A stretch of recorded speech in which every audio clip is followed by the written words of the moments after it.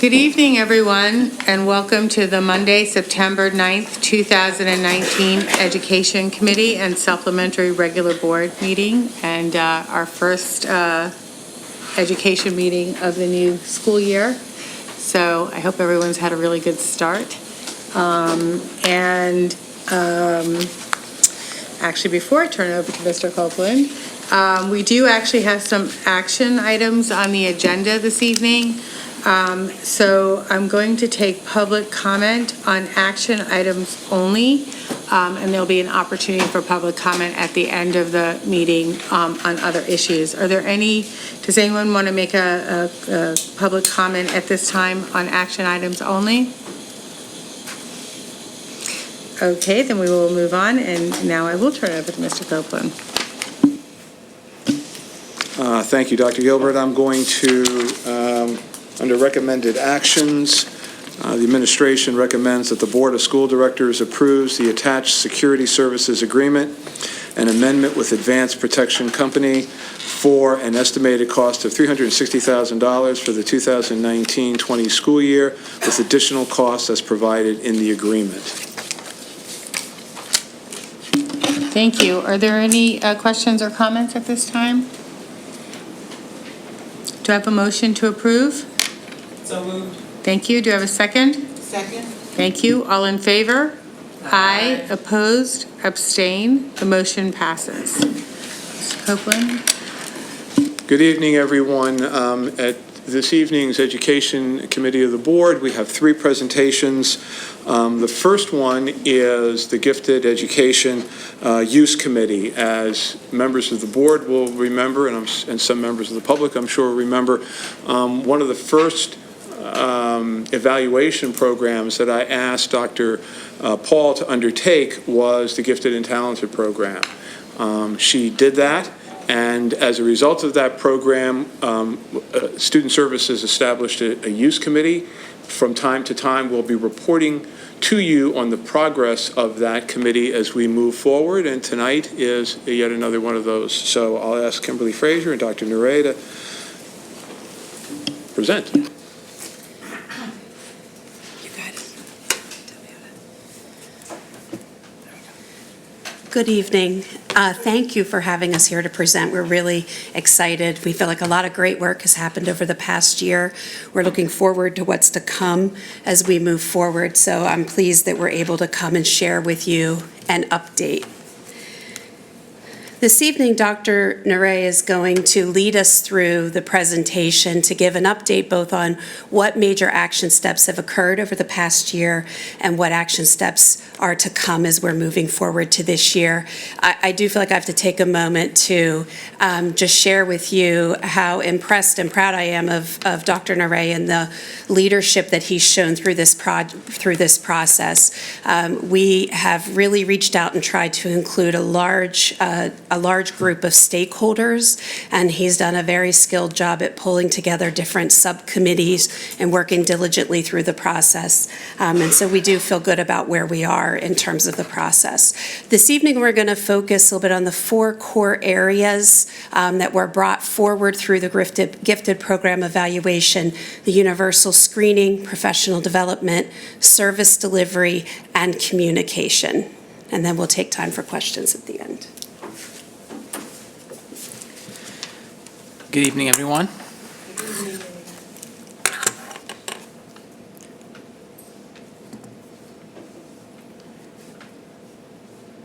I apologize. I'm just getting this set up for myself. Okay.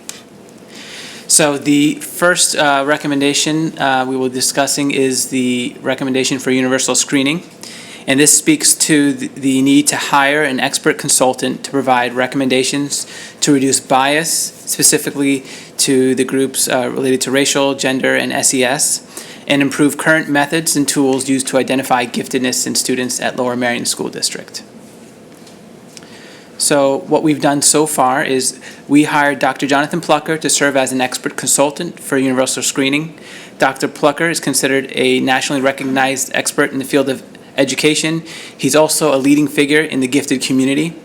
I have some of Dr. Plucker's accolades listed on the PowerPoint presentation, but I want to highlight two things.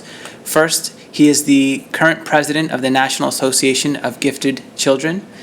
Additionally, he is a leading research and scholar of topics related to excellence gaps and the underrepresentation of specific groups in gifted education. So he's been an excellent resource for us in taking on our universal screening work. Dr. Jonathan Plucker has been serving as an expert consultant to review our current universal screening procedures. He's completed observations and informational review in the spring of 2019, and he will engage in continued staff interviews in the fall of 2019, specifically to meet with and discuss with our achievement team members who are part of our universal screening review, building principals, school psychologists, gifted teachers, and district level administrators. He's anticipating his recommendations to be provided to us by late fall of 2019. Next, listed above is the recommendation for professional development. This speaks to the need to provide professional development to all teachers to support the needs of our gifted and high ability students within the district. Additionally, it speaks to establishing clear expectations regarding the experiences of students who are part of our gifted supports at Lower Merion School District. For the 18-19 school year, we've collaborated with the Chester County Intermediate Unit, their gifted consortium, and they have helped us in planning and developing the all-staff professional development training that took place June 17th of 2019. They assisted us in leading the Gifted Education Parent Series. Dr. Patricia Binkley, the lead of the CCIU Consortium, and I held a parent series in February of 2019, at which point we reviewed Chapter 16 and key elements of PA Gifted Education Guidelines. We discussed gifted eligibility criteria, reviewed GIP components, and discussed the evaluation process here at Lower Merion School District. Additionally, the CCIU offered what's called Gifted Boot Camp, and that is an intensive 2-day training for gifted support teachers new to the field of gifted education. The Gifted Boot Camp provides an overview of the PA definition of giftedness in Chapter 16, provides a review of updated forms related to gifted education. They examine the rationale for acceleration and enrichment in gifted education and provide strategies for curricular modifications and enrichment for gifted students. Additionally, the CCIU provided a gifted education teacher series that covers a variety of topics in the field of gifted education that supports gifted teacher growth. Additionally, it provides an opportunity for networking and collaboration with other gifted support teachers in the region. A gifted professional development subcommittee was formed to plan and lead an end-of-the-year professional development day on June 17th. That subcommittee created and reviewed a survey sent to all professional staff. They consulted with and collaborated with outside experts. That work was done so in collaboration between district administration and professional staff. And then it all culminated with a district-wide professional development day on June 17th with Dr. Jonathan Plucker leading a keynote presentation on creativity. Additionally, the afternoon session was created and led by our gifted support teachers with a presentation and a workshop on supporting the social emotional needs of our gifted learners. I had the opportunity to review my learning plan feedback from teachers, and it was very well received. Many teachers noted that Dr. Plucker's input was refreshing and engaging, and what was really impressive was the feedback from our gifted support teacher presentation. Many teachers found it truly engaging. Teachers who've been teaching for an extended period of time noted that there were many takeaways, and they walked away with a greater appreciation of the unique needs of our gifted learners. So I just want to comment on how our gifted support teachers put a lot of effort into that, and it was a great success.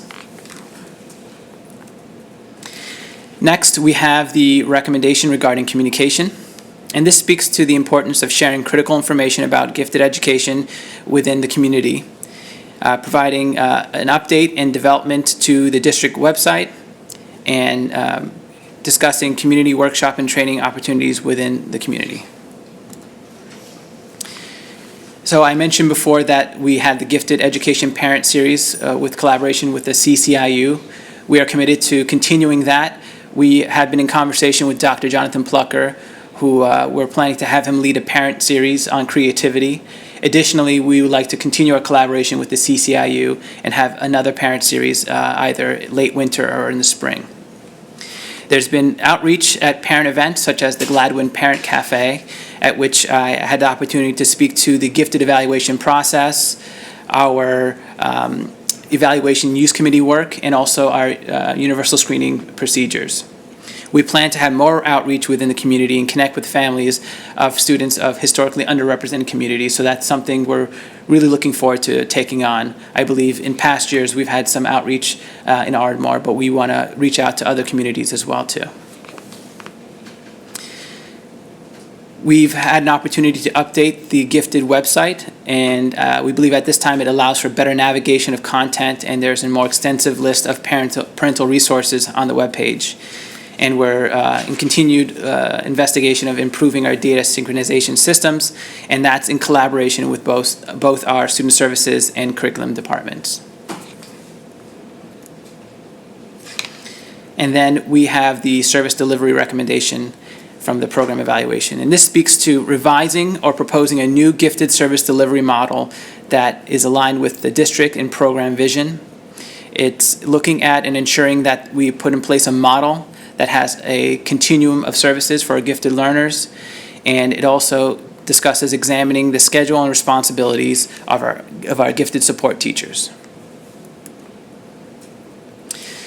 We put together a subcommittee that included various community stakeholders. We had parents, we had classroom teachers, we had gifted support teachers, school psychologists, school counselors. We had instructional support teachers, building administrators, and district level administrators. We reviewed and researched various gifted service delivery models. We attempted to identify models and components of models we felt aligned best with our district's strategic plan and what we thought worked best for our students at Lower Merion School District. We conducted site visits to see models in practice and consult with other building leaders. Additionally, we engaged in interviews with neighboring districts to discuss their gifted programming and service delivery approaches. We had the opportunity to engage in site visits at the Westchester Area School District, Starkweather Elementary, and Unionsville Chadds Ford School District, Hillendale Elementary. We conducted district interviews with Radnor Township School District, Great Valley School District, Rose Tree Media School District, and Montgomery County Public Schools. I just want to highlight Montgomery County Public Schools was recommended given the work that Dr. Jonathan Plucker completed with that school district, and we had a great conversation, and we're really looking forward to continued conversation and conducting some site visits as well, given some of the excellent work they've done in revamping their service delivery model. These are the three components that we're recommending from the work done with the subcommittee. One is a push-in talent development model for grades K-2, and this model speaks to the transformative curriculum component of our strategic plan. We have the pull-out based on need model, and that speaks to our student-driven schools component of our strategic plan. And we have the flexible grouping for grades 3 to 4, and that speaks to our redefining success component of our strategic plan. Before I get into details of those components, I wanted to provide a brief overview of what gifted services looks like currently at Lower Merion School District. At this time, we have 558 elementary students who receive gifted supports, and that represents approximately 14% of our elementary age students. We have 8.5 gifted support teachers with an average caseload of 65 students. Our primary method of gifted service delivery is a pull-out service model, where all students identified as gifted are pulled out for challenge supports. And we have ongoing collaboration with general education and gifted support teachers, given that our gifted students spend the majority of their school day in the regular education setting. I have up a schedule for one of our gifted support teachers from the 18-19 school year, and I just put this up to highlight the amount of time that's devoted to pull-out supports as a gifted support teacher.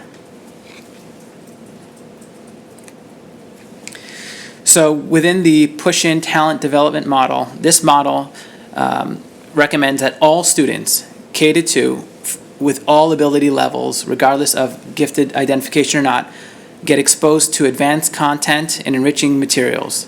Gifted support teachers push into the classroom and provide lessons on creativity, problem solving, and higher level thinking. As the gifted teachers providing those lessons, classroom teachers serve as observers, taking notes on students who are engaging well with the material and showing potential as they're acquiring and retaining the material at a rapid pace.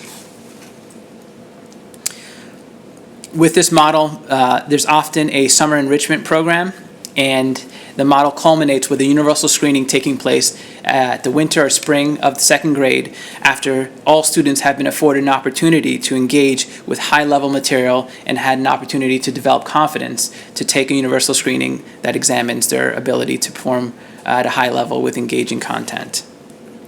There's extensive research to support the use of a push-in talent development model. Specifically, the Young Scholars model at Fairfax County Public Schools created this model to increase the representation of diverse students in gifted and talented programs. Specifically, also to have more underrepresented students in advanced courses, K-12. The Young Scholars model suggests that they want school staff and family members to work together to find and nurture gifted potential, support academic mindsets and habits, and prepare students for more challenging and rigorous courses throughout their lives.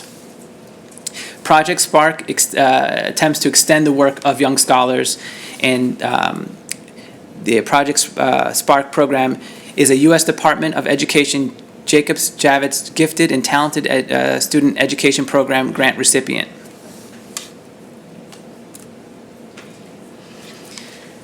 What we are proposing with regard to timeline is devoting this school year, the 1920 school year, on planning. We look to examine the staffing implications, the challenges with scheduling, looking at what resources and curriculum tools are required, and examining professional development opportunities that are requisite in order to implement this model.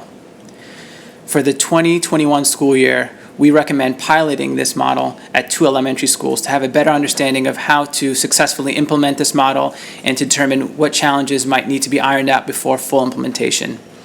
For the 21-22 school year, we propose rolling out this model within all of our elementary schools. Within this model, what we consider a successful full implementation would be weekly or bi-weekly push-in lessons with the gifted support teacher. Professional development is critical as it affords teachers an opportunity to really understand their role as talent scouts. And another critical component to this model is ensuring that there's bias training. With this model, there's a recognition that all individuals have biases, and unless we identify those, we might fall prey to the overrepresentation of specific student groups and underrepresentation of other groups in gifted education. We also have to look at our current universal screening process to make sure it better aligns with this push-in talent development model.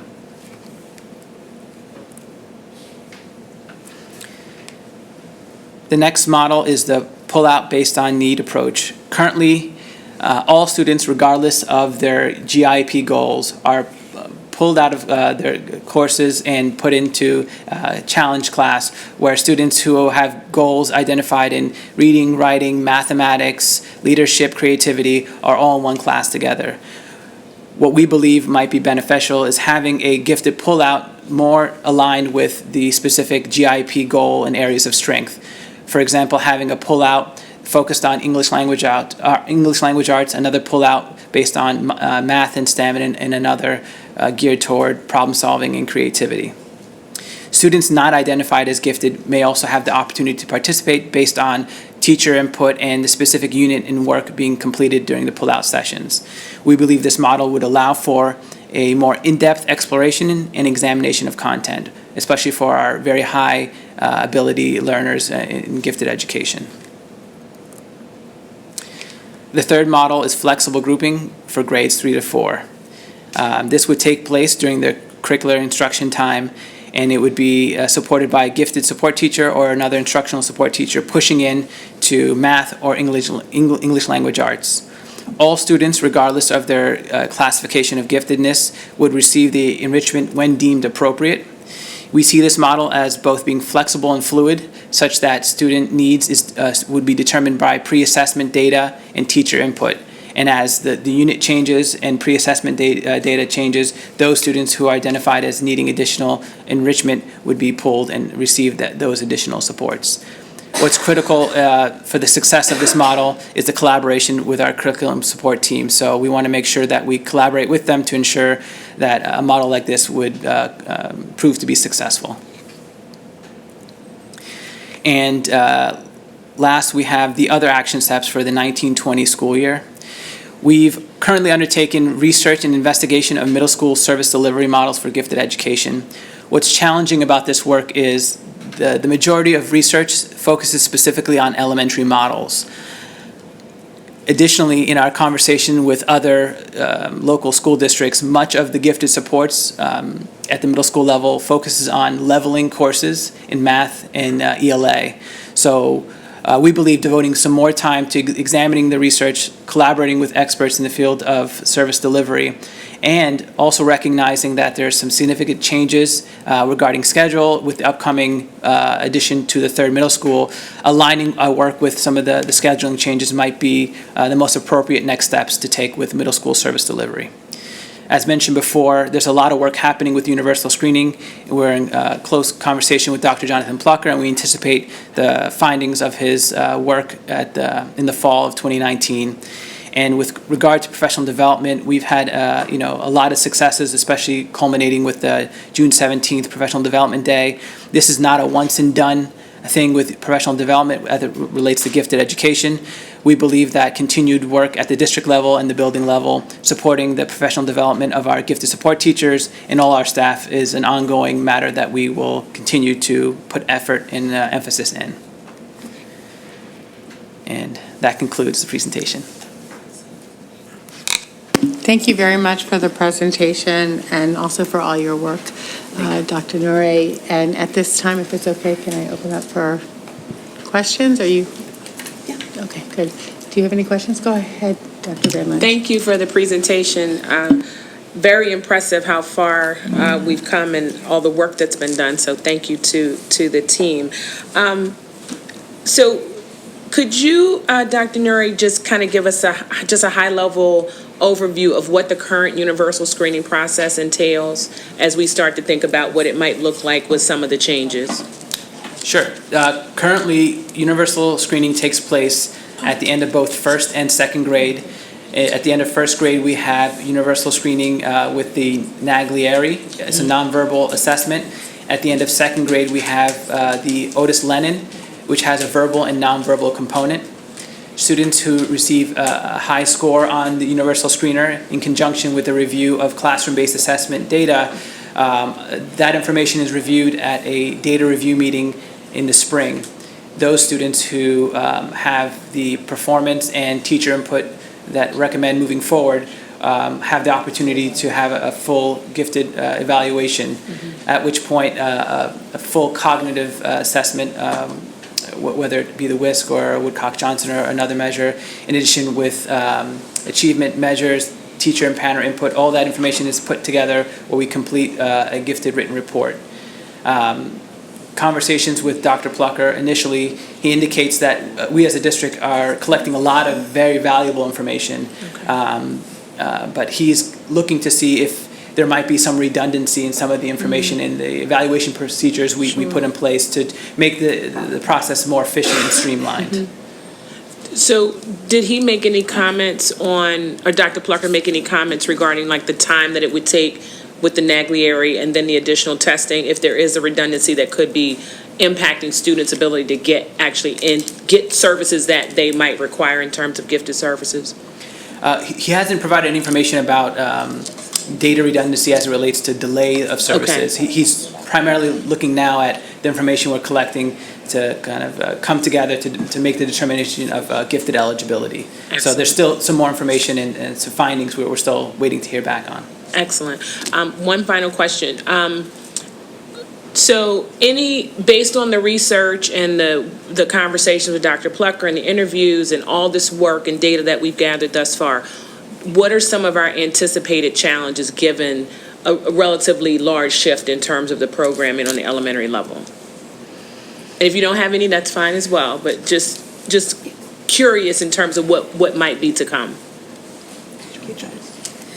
I think there's, as we're moving forward, as you see, particularly with service delivery, there's a lot of different components to it. So we have to be really intentional about the steps that we take because there's staffing implications, there's scheduling implications. We're looking at what's our gold standard and what model we're moving towards while at the same time still providing services under the current model. Absolutely. And so it's being really thoughtful and deliberate. I think will take time as we're going through that. How long has our current model been in place? As long as Beginning of time. we know, to be honest. Thank you. You've now answered Dr. Van Lynch's question. Thank you, Mr. Copeland. Thank you very much, team. Sure. Are there other questions? Lori, and then. Oh, sorry. Sorry. I have a comment and a question. Thanks for the presentation. And I guess the comments from the perspective of a parent. But my fourth grader was able to flex in math this past year, and that was fantastic that was an option which previously had never been an option because it obviously allowed her to move forward even though she's not formally in the challenge program. And it seemed really good for the teacher because she didn't have to deal with her in the classroom, and there was some place to send kids who were moving faster, needed more than the rest of the class. So I'm just really glad to see, I think that's a very creative approach, and hopefully that will become a permanent component of gifted education. So kids who don't formally test into the whole thing still have that opportunity. But I'm curious to hear, did teachers like it? I mean, I can say that my daughter loved it and looked forward to it, but did teachers find it beneficial that they had that? So we've had some members of the Evaluation Use Committee and the subcommittees who work in schools that do some of the flexible grouping, and their feedback from teachers is they find it beneficial as well too. They see students really engaged and excited as new units roll and come through. They see students who have varying levels of strength shine in places where they haven't seen them before. So they're just really optimistic to see, there are more opportunities for students to see themselves as successful. And that's something they want to have carry over for other buildings as well too. Okay, so the teachers like that they have the flex option. From what I'm hearing so far, yeah, it's considered something they really enjoy. Okay, good, thank you. Thanks, Ms. Ackman. Ms. Robinson? Thank you for the presentation. We enjoyed it very much at the curriculum committee meeting as well. How do you see the reporting of work like K-2 and 3-4? How do you see the reporting of GIEPs and things as you go forward? So I think in our proposed timeline, having an opportunity for planning for this year, doing some time for a pilot, I think it's going to take time to allow for some changes in the language of the GIPs as they're written, because they're written right now specifically for pull-out. And as we put in place different models, it will require us to kind of rethink how we're wording and designing some of our goals. So affording time in rolling out this process will enable us to gradually over time make some of these changes in a way that's not overwhelming to buildings, overwhelming to gifted support teachers. So there's going to need to be a lot of intentionality with our pacing of rolling out these supports. You also, one more question. Sure, go ahead. You also mentioned in your slide that there's going to be summer programming. Is that going to be different than the summer programming that we have now for K-2? Or is that going to be similar to what we have going on? Yeah, so the gold standard for doing that talent development, all of the research and programs that have been most successful include a summer include a summer portion of that, which I think is going to be part of that planning that we do particularly heavy this fall as we're thinking about that pilot. There are currently some great summer things that are being done through the curriculum department already. So I think it's not necessarily about upending everything that's already in place. It's perhaps adding to it, but there is already a lot that's done that's strong.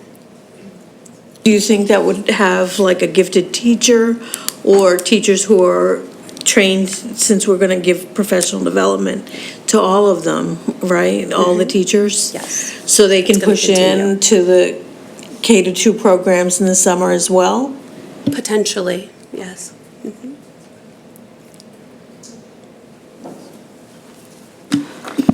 Hi, thank you. So, as part of this evaluation, are we trying to articulate exactly what we're trying to achieve with our gifted program? I feel like sometimes we have been, unclear about what the actual goals of the gifted program are. So for example, Lori just mentioned her daughter in an acceleration situation. So are we looking to use the gifted program as a way of accelerating kids into higher level math, for example? Or are we looking at, fun activities that stretch the mind in a way that's a little different than what they get in the classroom?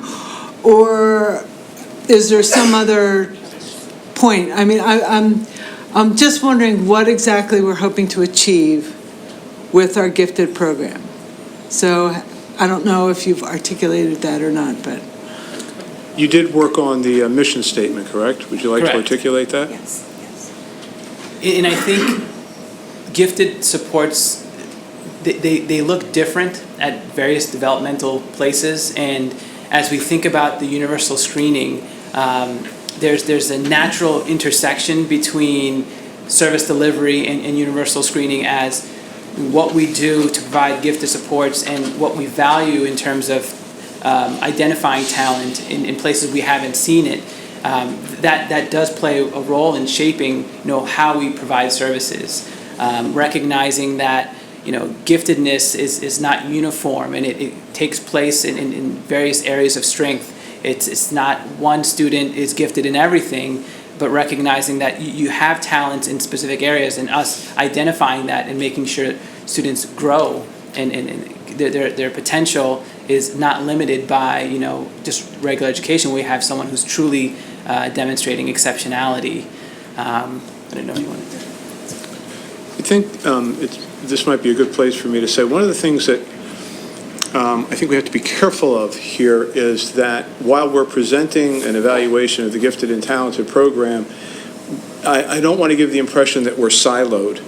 In other words, you heard elements of Dr. Nuray's presentation that speak to the closing of the achievement gap issue and some of those other kinds of things also. You're going to hear, when we talk about academic supports, you'll also hear about it going over to different kinds of programs. We had the Summer Bridge program this year that was very successful in terms of math. Dr. Evasage, I'm going to put you on the spot. Do you happen to remember how many students participated in the Summer Bridge program? Okay, but it was, in other words, it opened up, it wasn't specifically coming out of the gifted program, but it recognized that we wanted to reach out to different kids and we wanted to make sure there was a larger universe of kids that might be able to move through the program faster. So there's a number of things that we've done and you'll hear that bleed over from more than one, and it's not siloed. So, for example, I had a student who loved to write stories, just all the time.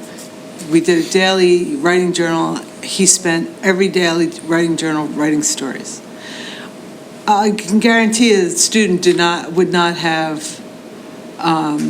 tested as gifted, but he was clearly gifted in his interest and his ability to write really cool, coherent stories. And so is that the kind of thing, the diversity of where the giftedness, how the gifted manifests itself, the giftedness is that the kind of thing we're hoping to address?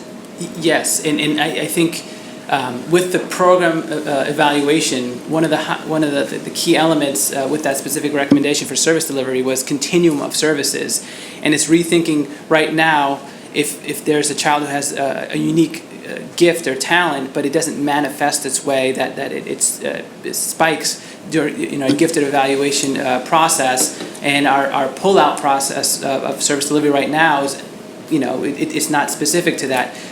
Having a model in which there might be an opportunity for flexible grouping in English language arts, where a student like that might shine and has an opportunity to feel success and have an opportunity to work on enriching, engaging writing materials.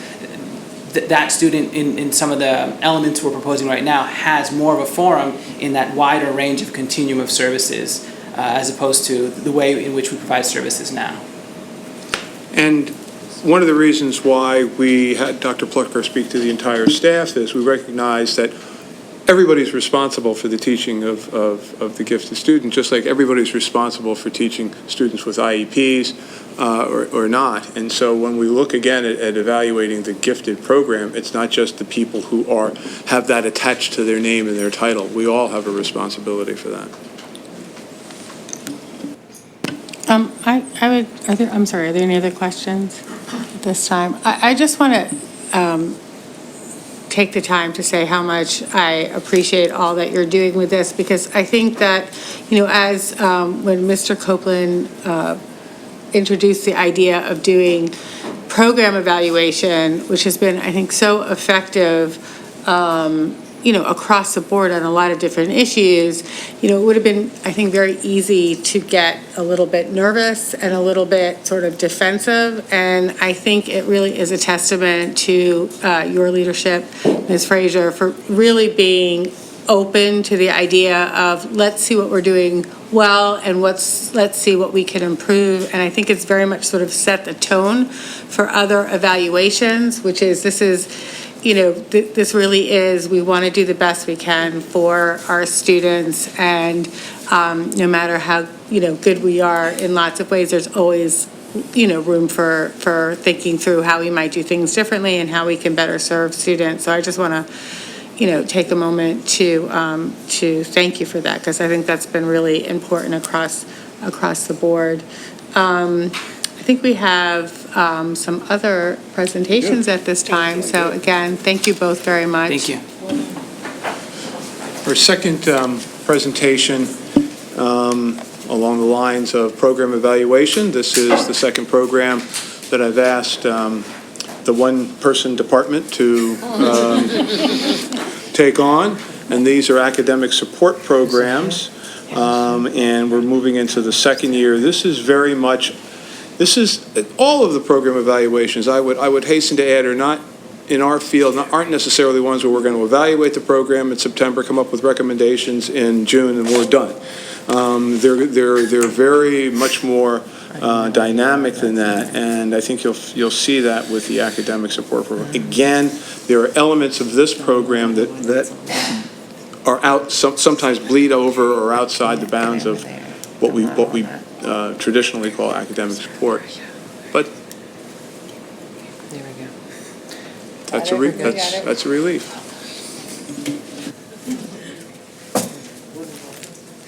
Good evening, everyone. I am here to give you an update on where we are with the evaluation of the academic support programs.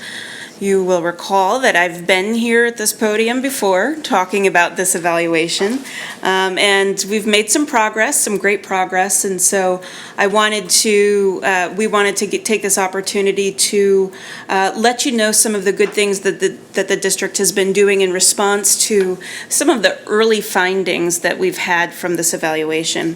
So just to give you some background, the purpose of this evaluation really was to help the district make some really judicious choices about the way that resources are allocated and organized within the district to support the students who struggle academically.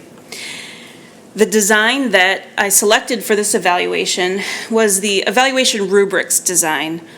And what that is it's a way of synthesizing across a large body of evidence, lots of different sources of information, and using a rubric that you develop beforehand. That rubric really sets out the criteria of the things that you're looking for across the body of information and gives you some benchmarking that you can use in order to make some judgments about the observations that you're making across programs and across large bodies of evidence. And so the rubrics that we have designed would help us make choices, or would help the district make choices in one of four ways. First of all, would help us to understand whether the district's, the program under consideration should be continued as currently implemented, whether it should be expanded, maybe it should be refined and monitored, or perhaps it should be discontinued. So the idea is that after the collection of all of the information, you sit as an administrative team, you use the rubrics, and the rubrics help guide your choices about how to proceed with the programs under consideration. So there were 4 questions that frame this particular evaluation. First is an issue of program effectiveness. How effective is the program in achieving the desired outcomes for the intended population of students? The key components here are the desired outcomes and the intended population of students. So in this case, we're looking at each program and saying, what are the expected outcomes for students who participate in this program? And who are those students that we're trying to serve through this program? How effective is the program in achieving those outcomes for those students? The second issue is around program equality. To what degree do equally qualified students or equally eligible students have access to the same types and levels of academic support, regardless of what building they're in the school district? The third issue is looking at singularity of purpose, and this really is about duplication of efforts, and streamlining services.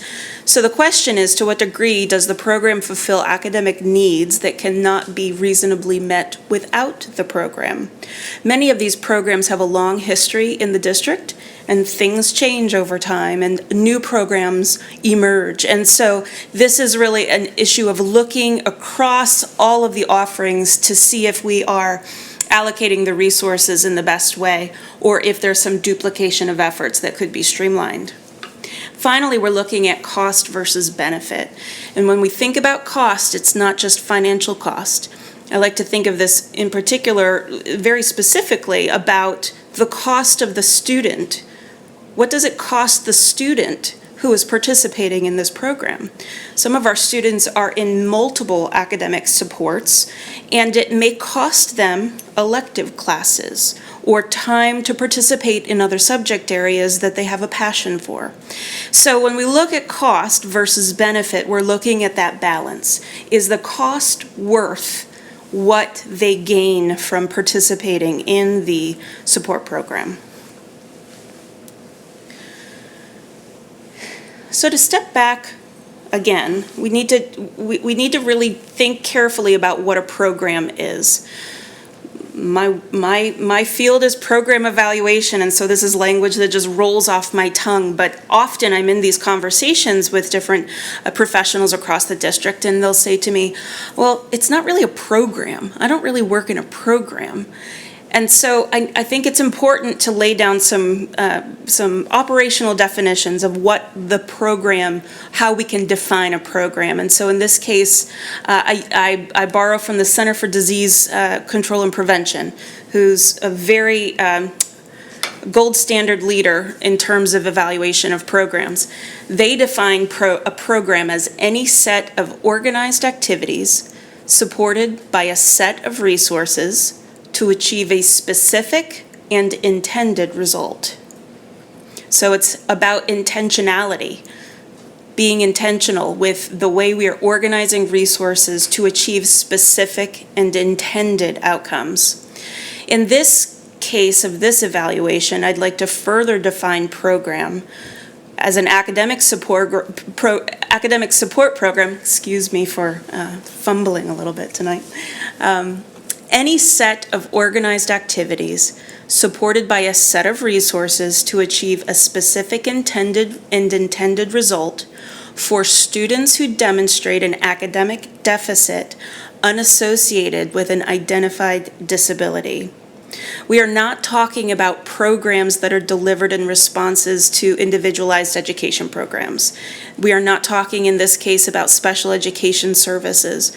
We're talking about the students who struggle academically within the general education program. So in this case, the left-hand column that you see here bullet points the types of support programs that are included in this particular evaluation. We have reading support, which is provided by reading specialists across the district, math support provided by specialists as well. We have achievement team activities, supplemental courses for math, literacy, and study skills, particularly at the middle school level. And we have a set of specialized programs for students who are at risk of falling behind or disengaging in the educational process. Those programs, the NOW program, it starts in 7th grade. It has traditionally been housed at Bala-Cynwyd Middle School. It's a district-wide program, but housed at Bala-Cynwyd. And then that extends into the high school grade levels. And at those levels, it is referred to as the communications lab. So we'll get back to that in a few moments. So those are the programs that are under evaluation. The programs that are not included in this particular design are those programs that are delivered, or the support that's delivered on an ad hoc basis. That would be the WIN program at the elementary level, the Learn or the Lunch and Learn at the secondary levels. Those are those spaces of time within each day or within each weekly schedule where there are a lot of flexible needs, flexible supports that are offered depending on what students need. So those are not within the scope of this particular evaluation. Also, at the beginning of this particular evaluation, we were not looking at the tutoring program. We also, as I said before, we're not looking at services that are provided in response to an IEP or connected to special education services in some way. And we're also not examining the summer programs that are offered to support students who struggle academically. Those were not within the scope of this evaluation, but that does not mean that they will not be evaluated. So more to come on those programs. So last spring, I shared an update with you in which I described 4 observations that were emerging from my work in this evaluation. There are many different programs, many different grade levels, many different types of services that are being offered. And so as I was orienting myself to each of those different programs and trying to get a sense of their evaluability or where they stand in terms of describing their intended outcomes and tracking the progress that was made by students. As I was doing that, I was observing these 4 themes that really were broadly appearing across the district and across the programs. And so these observations were, number 1, the record-keeping systems needed some improvement. To evaluate programs, an evaluator needs data and needs data sets, needs data that you can gather from across a program, across a set of participants, and pull and analyze. And in this case, we have a lot of support programs who are keeping program level records, and the program level records look different from building to building, teacher to teacher. They're not housed in a systematic way. The second observation is that there were differences in the design of the programs and implementation of the programs depending on which building you were in. So what math support might look like in one elementary building is not exactly the same as what it will look like in a different elementary building. Lots of commonalities, lots of similarities, but there are also some differences, which speaks to a fidelity of implementation. The third observation is that there seemed to be a lack of expectations for systematic progress monitoring. Not progress monitoring, period, systematic progress monitoring. So we have progress monitoring happening at the teacher level. Teachers are keeping records and monitoring progress of students, but there was no, I wasn't observing evidence of gathering that progress monitoring information across programs in a way that would help us understand more generally how the programs were being implemented across the district. And my final observation that I shared last spring was that there were differences in the student specialist ratios across the buildings. So in tonight's update, I want to share with you some responses that the district has been taking to these 4 observations. And then I want to share one new observation that has come to light and where we plan to go with that observation. So under observation 1, the record-keeping systems, we have a couple of things to share with you. One is that we have a team of people, I'm going out of order here. The second bullet refers to, sorry. Thank you. Thank you. Stop the tape, rewind, record. Okay, so there are several information management platforms that we are reviewing. And those information platforms are designed specifically to record information about interventions, academic support program interventions that are put in place. 2 of the programs we've already begun looking at very closely. One is the existing program that we have, Performance Plus, or also referred to as Performance Tracker. There are some features within that information system that we have not been using or the district has not been relying on in the past, so we're exploring the use of those features. We are also exploring a new product out of the Power School family of products, and that is called Performance Matters. There is a data warehousing component that would benefit us, the district in total, because of the assessment information that's warehoused within the system and the way that we could analyze the data. But there's also features within the program that would allow us for some really sophisticated tracking or monitoring of progress for students who were receiving supports, academic supports. So we also have 3 additional products that we're going to be reviewing. Those products were recommended through the work of Hanover Research, who went and scanned all of the products that are available for this specific purpose and reported back with a series of recommendations for us to consider. So we have a group of people who will be examining these very closely and hopefully coming back to you within the academic year to start to make some recommendations about where to go with this choice. The second piece of the record keeping centers around the achievement teams. Achievement teams are structures K-12, but they look a little different at the elementary and the secondary levels. At this time, we're really focusing in on the elementary level achievement team practices, and we are extending the work that was started last year by Student Services and Dr. Nure, where he and the team came together to really refine the informational packets that are gathered to take forward to achievement team so that achievement team can then design supports and interventions for students who are struggling in some way. So he started that work last year, and now we are extending that by systematizing it through some electronic forms and some procedures that will allow us to look more holistically and globally across all achievement teams without having to go and dig in the files at each school building.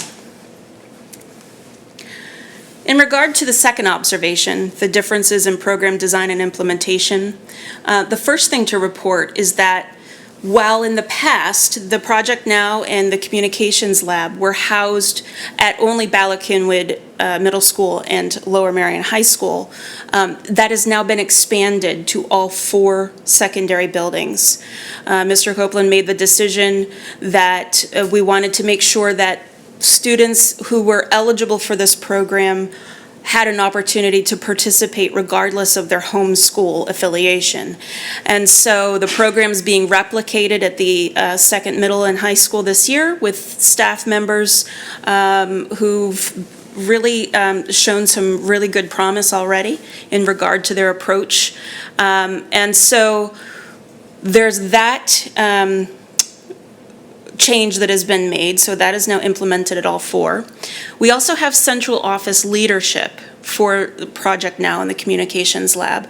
Mr. Rich Marta, who is the supervisor of counseling and holistic services, is providing leadership for these programs so that we can make sure we have consistency across the buildings, and so that we can make sure that the purpose of the programs stays intentional across the district. We also have new leadership for the achievement teams at the elementary level. Scott Mitchell, who is the principal at Penn Valley Elementary School, is providing leadership in this area. And he's been really working very hard and very closely with our instructional support teachers to bring some consistency in the procedures that are used across the elementary buildings so that achievement team is functioning in a much more consistent way across the district. In regard to observation 3, which was a lack of systematic progress monitoring, I have 2 updates for you here. The first is that we're really focusing in here on the architecture or the design of the record-keeping tools that are being used. Because when you design the tools to ask for certain types of information, you're going to get certain types of information, and thereby you're expressly designating the expectations for progress monitoring. So we're working through those record-keeping tools to embed this expectation of progress monitoring. And secondly, we've been doing a lot of work, or the different programs have been doing a lot of work around articulating in writing the expected outcomes and the goals of the programs. If you remember back at one of the original slides, the definition of a program is that it has an organized set of resources that's intentionally dedicated to specific outcomes that they're expecting to achieve. And so the teams have been working on those descriptions. So Achievement Team and the Project Now leadership teams have all begun working on those written descriptions, as have the literacy specialists in grades 9 through 12. I had the pleasure of working with them on several occasions last year as they worked through a self-assessment protocol from the Institute for Educational Sciences, and they were able to develop some written program snapshots of what literacy support at the secondary level looks like, and some recommendations for the ways they would like to improve. Finally, the observation that there are differences in student specialist ratios across the buildings. There are many ways that this observation and then the subsequent responses are playing out, but one specifically is that since the last update that I gave to you, additional instructional support teachers have been added, or positions have been added or designated at each of the elementary buildings. In the past, we had 2 instructional support teachers who were really the point people and the coordinators of achievement teams at the elementary level. We had 2 of them for all 6 buildings. So each IST served 3 different buildings. Now we have 1 person designated at each elementary building to serve in that instructional support role. So that's a really great improvement in my mind. We also have added, the district has also added behavioral specialists at 2 of the elementary buildings. And so this is just evidence of some of the ways that the administration has started rethinking the way that the staffing is designated across buildings. So those are my updates on the previous observations. Now for my new observation that I'd like to share. And that is, as I've been having these conversations across programs, across buildings, and with different sorts of academic support professionals, I'm observing some concerns that our professionals have about our current assessment system. There have been some concerns raised about the coherence of the assessments or the alignment of the assessments with different components of the educational program. And so, more specifically, within the academic support professional role, I'm hearing reports that these educators feel that they need more diagnostic tools to be able to design their interventions more effectively, and that they would also like to have some progress monitoring tools as well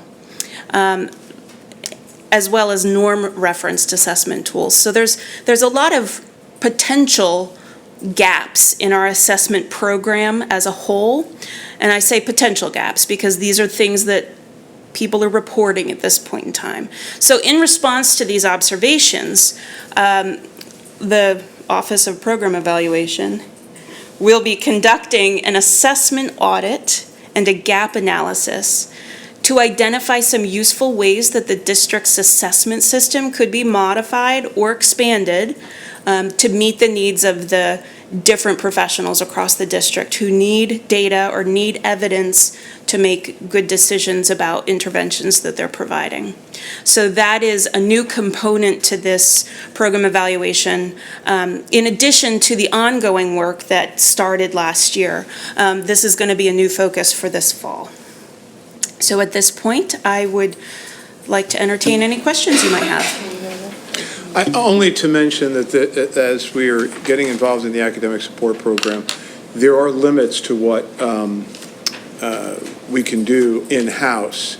And just to remind the board and public that we are going to be taking a look at special education, student services this upcoming year, but we're doing that through an RFP that we put out to find specialists in that field and to work with us.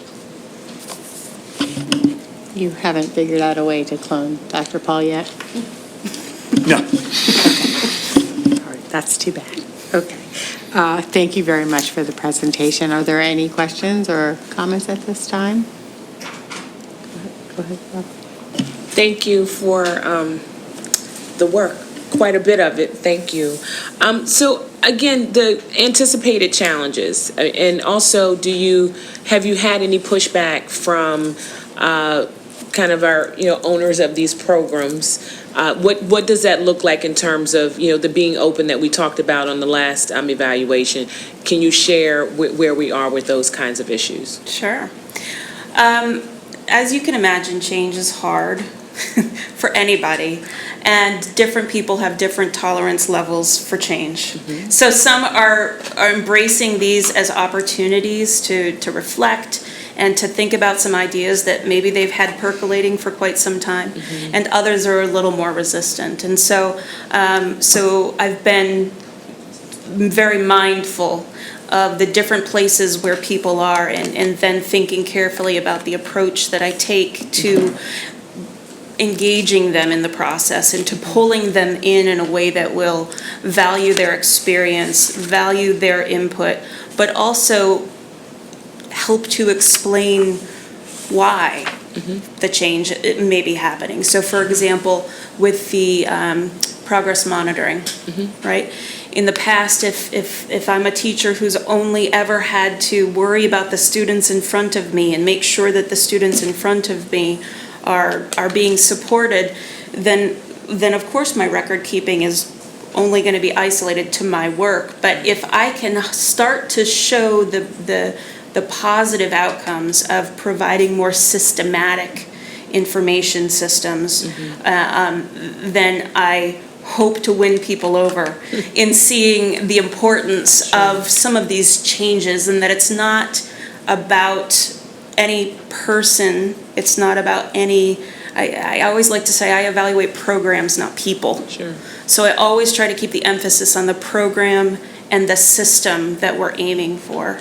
So I hope that Absolutely. answers your question. And also, Dr. Paul, what's the conversation around the connection with the evaluation around the strategic plan? How are we, having that type of dialogue in terms of the alignment with the strategic plan and maybe programs that don't necessarily align? I think Mr. Copeland Yeah, would like to speak to this.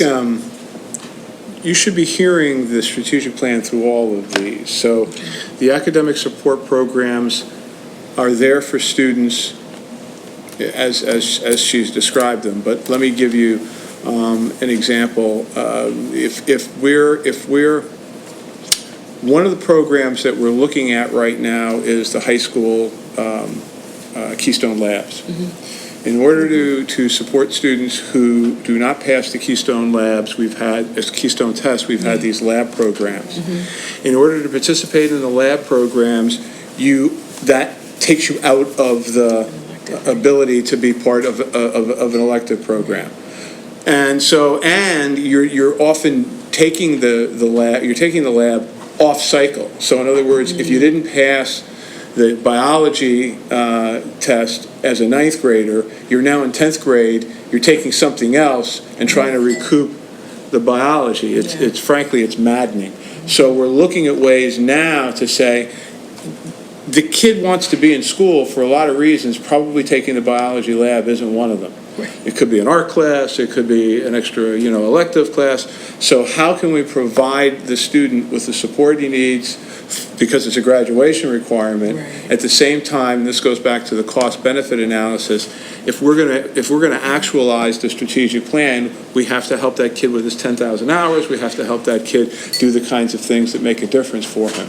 So that I think would be an example of looking at this and saying, okay, we've been doing this for years. None of us are really happy about it, and so we're beginning to look at a strategy that will have to do with her third presentation that we'll be able to use to get out from under that. Great. Thank you. Mr. Driscoll? I'm sorry. No, go ahead. Thank you very much. I have a question, I guess, how this, because the two problems you identified, two issues, record keeping and differences across buildings. Is this getting amplified as I'm seeing it as kids advance or quote graduate? In a sense, you have 5th graders from 2 different elementary schools with 2 slightly different programs. The very next year, they're now 6th graders in the same building, and if the records are not quite the same, and if the program wasn't quite the same, is that a particularly friction point when we're promoting them from one building to the next? Yes, it is. Okay. To answer your question very quickly. And that is one of the benefits of having a K-12 vision for this evaluation. For example, I mentioned Scott Mitchell, elementary principal who's overseeing and bringing some consistency to the achievement team practices at the elementary building. He doesn't necessarily have the view of what happens when we get to the middle school, and so that's where we're forming partnerships and we're bringing in members of the middle school community so that we can design procedures for record keeping that will transfer from building to building and all the way up through K-12. So that's the information management component of that. In terms of the support and the way that the program is designed, that's a separate but connected issue that will keep chipping away at.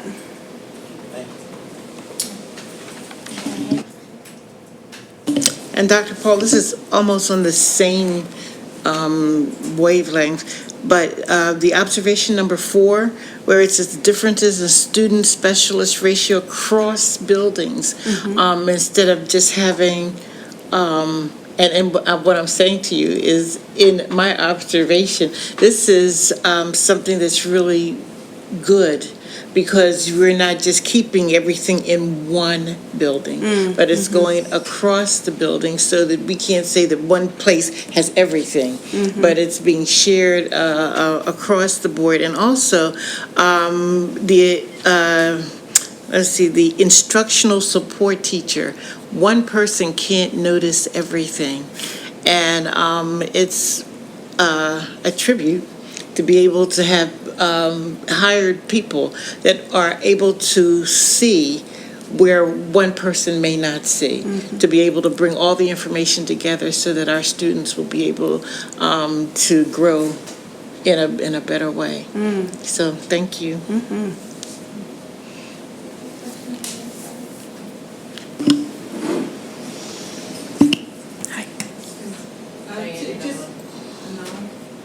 Thank you. Just two questions. One maybe is more of an observation. I know that our gifted teachers and our special education teachers are becoming overwhelmed with the amount of bookkeeping that they have to do as part of their role as a teacher. And as we look for means of consistent record keeping and collecting data, we don't want collecting data to be the goal. We want educating the students to be the goal, and we don't want to overwhelm our teachers with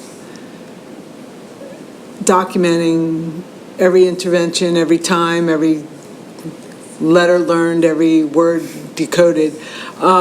So can you just talk a little bit about what exactly we're looking for in our record-keeping systems that you said an outside group is doing that evaluation? Isn't Hanover looking?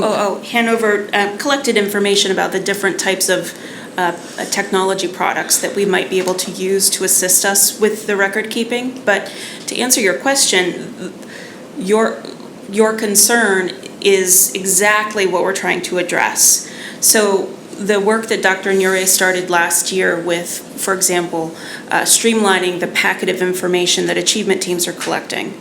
By doing that, he was eliminating a second round of data collection that had been in place prior. So what we had were teachers who were independently having to access PowerSchool to collect information and then write it down on the form. And then another teacher from the team was doing the exact same thing. And then later on, as the packet comes to, so there was a lot of redundancy.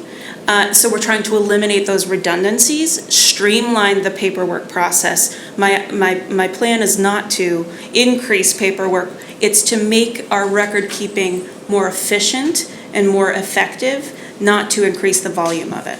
Okay, so it's not so much that we're going to require teachers to document every intervention more, but as you said, that it's trying to share the documentation that we have better? I'm not so sure. I think that there is, if we're going to do progress monitoring, I think we have to, and that's one of the things we're doing, is looking at how technology can help us really keep track of what interventions are working and how they're working with students. Okay, just a word of caution. Technology is a great tool, but it also doesn't necessarily save time. So we want to be careful that we find systems that, my point is, you got my point, yeah. My other question involves, sort of piggyback a little bit on what Virginia was talking about in terms of across buildings and, instructional support teachers in all our buildings. Is that based on caseload or based on building? So one building that's relatively small, does it have one instructional support teacher, and then another building that's, maybe our biggest elementary school has one instructional support, or are we sharing them based on the caseloads that they carry? We've been, for the last, I'd say, 2 or 3 years, trying to balance it based on the needs of the school vis-a-vis the needs of the kids. It doesn't always work out perfectly, but Generally speaking, our larger schools have more support than our smaller schools. Right, so, but if each school has one instructional support teacher, then. Well, but the IST is really, one of their main jobs is to take care of the academic attainment teams. So they hitherto now, you had one person with 3 schools. So now you've got one person in the school, but they're not full-time. They're also actually teaching students. Before, I don't think they were teaching students at all, where they were basically just managing the teams. So now it's a combination of managing teams and also providing direct instruction for students. Okay, again, just a word of caution that we keep in mind that our buildings are different sizes, and even one of our smaller buildings may have a bigger need than a bigger building. I don't know how it all flows. There are situations like that. But the record keeping, in part, what happened was we got, just by happenstance, 2 new instructional support teachers from out of district who both, when Christina was doing the initial academic support studies, were saying to her, we're having a difficult time collecting the information that we need for kids. Mm-hmm. So that's where it came. I mean, we had two new sets of eyes who said, this could go better. I said that later. Okay, well, thank you for that presentation, and I think We've got one more that will go quickly. This is the one-to-one tutoring, and I only wanted Christina to give you a brief update because it was something we did for the first time last year. And while this is not definitive, this is an example when she talked about cost-benefit analysis. So this was a one-to-one tutoring program based on pre-teaching, but it cost money, but we got over 4,000 hours of instruction out of it, and none of those hours really a student had to miss something to get.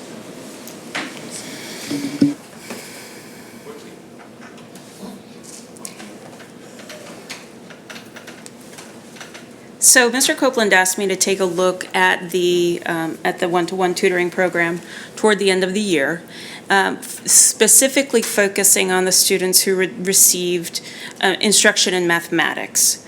So during this past academic year, there were 84 students across the district who, or in this case, K-8, who received the one-to-one tutoring in math and only in math.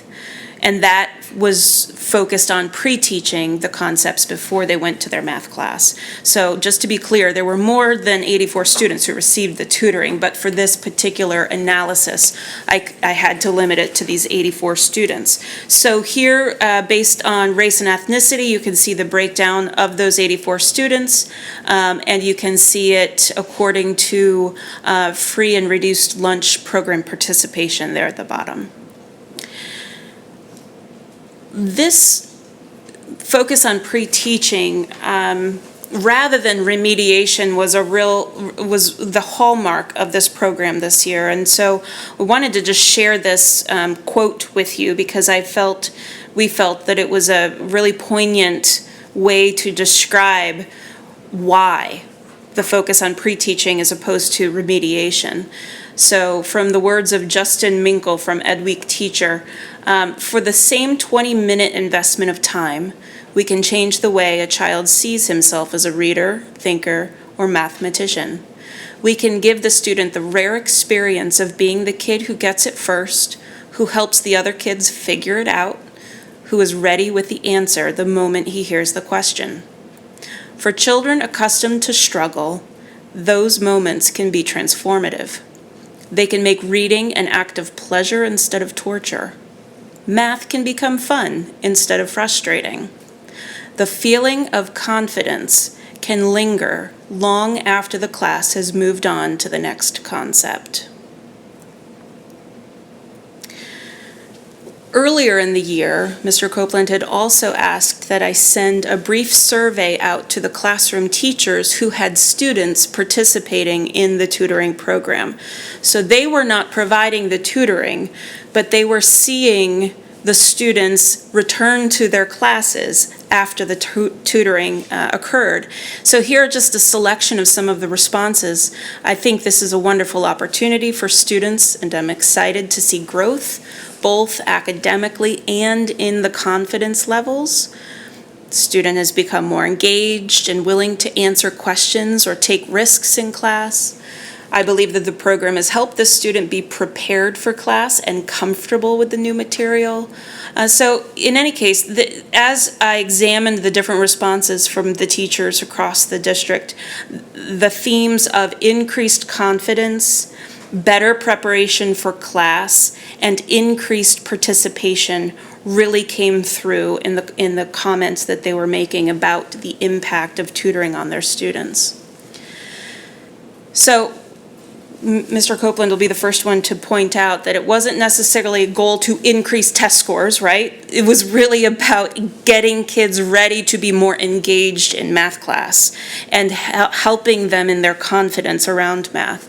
But then when, in fact, the PSSA scores came out, he said, hey, let's take a look and see how these students fared on the PSSA exam this past year. So of the 84 students I mentioned, 67 of them had enough data for me to run an analysis. And the data would include past participation in the PSSA, which would then give us a PVOS projection score. So the PVOS projection gives us an idea of the probability of that student achieving an advanced, a proficient, a basic, or a below basic on an upcoming exam. And it uses their unique history of testing to predict that projected performance using giant statistical computations. So we looked at these 67 students, and of the 67 students, 42 of them, or 63%, achieved a performance category higher than they were projected to achieve. So maybe they were projected with a probability of 85% to get a basic, and instead they got a proficient. So 42 students exceeded the category that they were most likely to achieve based on their past testing history. 22 of the students performed in the category that they were projected to perform in, and then 3 of the students performed below their projected category. So while this is by no means causal, and we can't draw any firm conclusions about whether or not the tutoring program was what made a difference for these kids, we can say that something good happened for them this year. And we confirmed that with a statistical test, which did confirm that this was a statistically significant finding. So with that good information, preliminary information, we want to engage in a more formal evaluation of this program this year. So that's another project that I'll be reporting on in the upcoming months. Thank you very much, and that's actually really exciting news. And what I like about this particular presentation is that, while the quantitative data is always very important, and we of course look to that, just seeing those qualitative responses by teachers who are really, in the classroom with students and seeing how they're progressing over the year, I think is a wonderful way for us to also look at these programs that we're introducing. And I also like that, for all of these programs, how, our strategic plan is very inspirational and aspirational, which it was designed to be. It was designed to sort of say, what do we want, students' experiences to be like for years to come. And I think this is great examples of how program evaluation can help sort of make that aspirational strategic plan an actual reality, because it's obviously a big ship to be steering. And I think these are wonderful ways that we can see that, we're able to move forward with that plan in very exciting ways. So I would just like to open it up for for questions. We're going to have a formal evaluation of the tutoring program at a later date. So I want to just make sure we have some opportunities for audience members to ask questions as well. But are there any questions at this point? David, you haven't asked one, so go ahead. Thanks. Just a couple questions on the tutoring. One, who are the tutors? And two, how often were the students tutored? In other words, was it weekly, daily, every 2 weeks? Was there regularity to the tutoring? How is that documented, and who kept track of that information? So there's a tutoring liaison at each building. The liaison works with the principal and the teachers, and they make a decision. Sometimes it was once a week, sometimes it was, I don't think there were too many that exceeded more than twice a week. There were tutors in reading, and we also did get some good results for that, just chose to focus in on the math. And basically that's how it was decided. They did it. They were, some of our teachers did tutoring. They were allowed to tutor so long as they didn't tutor their own students. And our instructional assistants, many of whom have teaching certificates, did a large degree of the tutoring. In fact, one of the unexpected pleasant surprises I got was the number of current staff. Now, that did raise our costs a little bit because you had to pay then pension and so forth and so on. I hadn't counted on that, but it was nice that there were people who were familiar with the programs within the district who volunteered to do the tutoring. Well, they volunteered to get paid to do this tutoring. Still, it was after. Absolutely. After regular school day. So are there any other questions or comments at this time? Sure, Ben. So just, I don't know, I hate this because your last presentation talked about data movement, so to speak, of data collection uniformly. If a tutor noticed maybe, even though this was math, so I'll pick up the students having reading issues, does that information get fed back up if the tutor's picking up something to share? I met with Stevie. He seems to have problems reading. I don't know if I'm oversimplifying, but was that kind of information shared, or? I'll be honest, it was my work in this area was very limited this past year. Yeah. So I am not as familiar with the practices that the buildings have put in place. There was formal and informal communications. That specific issue, I'm not sure, came up, but there were sessions where the tutor and the regular classroom teacher met, got information, and there was constant as much as we could, constant communication back and forth. That's what made having our own staff part of it really supportive. You want to add to that?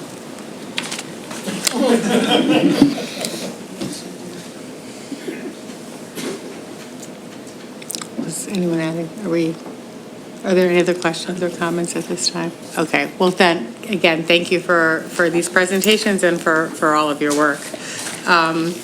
At this time, I'd like to invite public comment from the audience on any agenda or non-agenda item, on anything at all.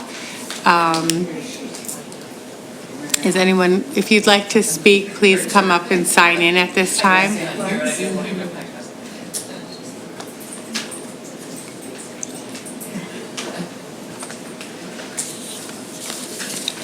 Welcome, Ms. Jenkins. I think you know the drill. So, Ruth Jenkins from Wynwood. Couple of things. I always enjoy Dr. Paul's presentations. They're concise and clear.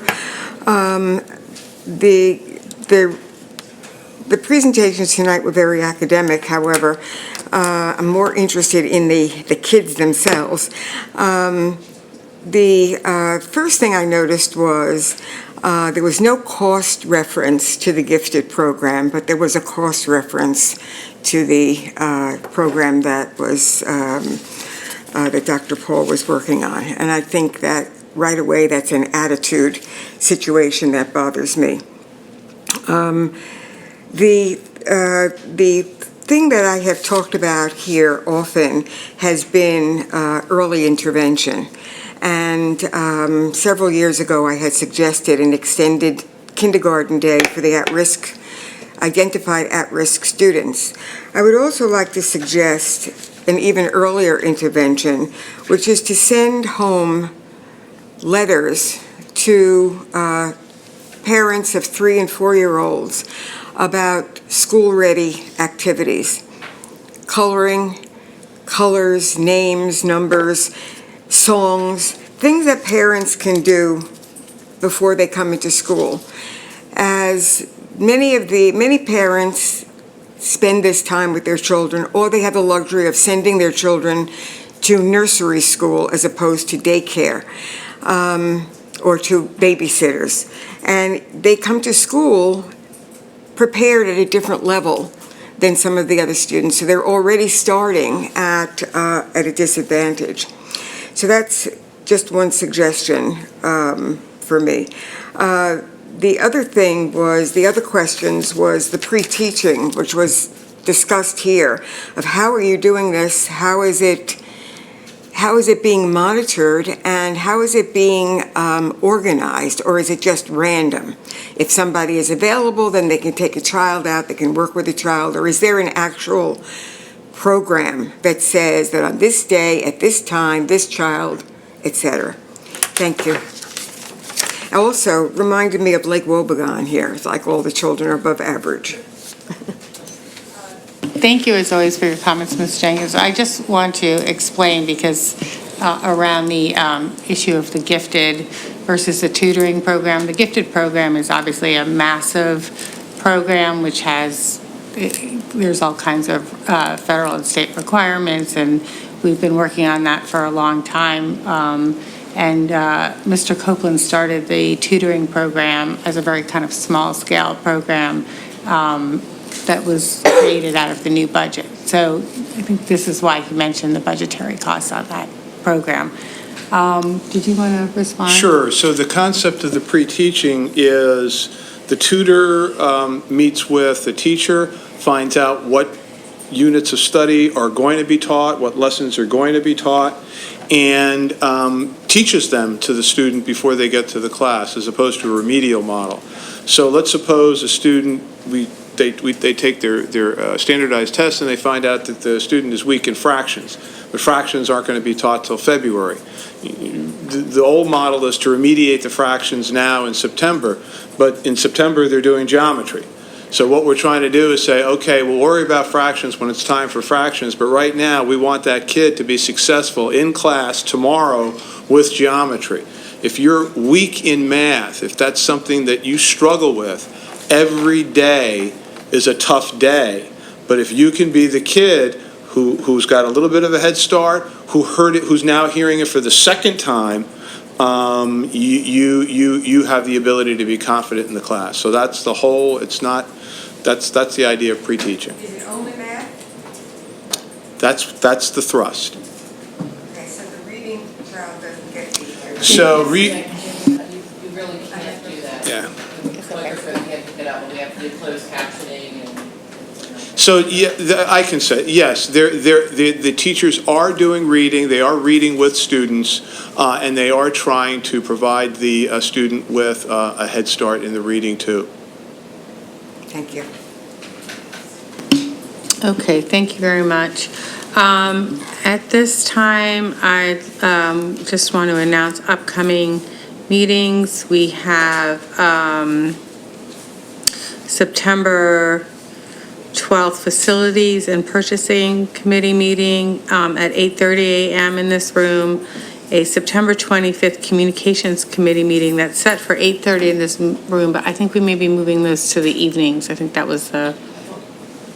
No. I thought Deborah did confirm that she could make the 8:30 for this. Okay, and then afterwards only, we'll but be then moving. after that, we're doing 7 p.m. Okay, thank you. And then September 16th, we have the regular business board meeting at 8 p.m. And with that, we're adjourned. Thank you, everyone.